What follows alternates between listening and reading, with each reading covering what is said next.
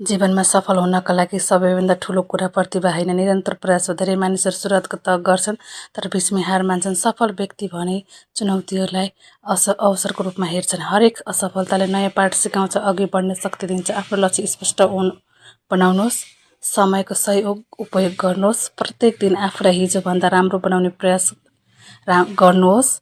याद राख्नुहोस्, सानो प्रगतिले नै ठुलो सफलता निर्माण गर्छ। आज गरेको मेहनत नै भोलिको भविष्य तय गर्छ। त्यसैले अरूको आलोचनाबाट होइन, आफ्नो सपनाबाट प्रेरित हुनुहोस्। आत्मविश्वास राख्नुहोस् र निरन्तर सिकिरहनुहोस् र कहिले हार नमान्नुहोस्।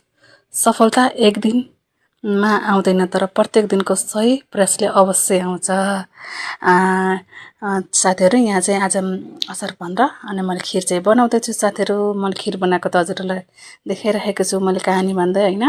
अनि त्यसपछि मैले खिर पनि रेडी गरेँ, आलु पनि फ्राई गरेको थिएँ उसिनेर, आलु पनि राखेर सबैलाई खाना दिएँ। मम्मीलाई, बुवालाई, नानीलाई, ज्वाइँलाई, सबलाई खाना दिएर अनि त्यसपछि मैले पनि खिर खाएँ। Thank you for watching video.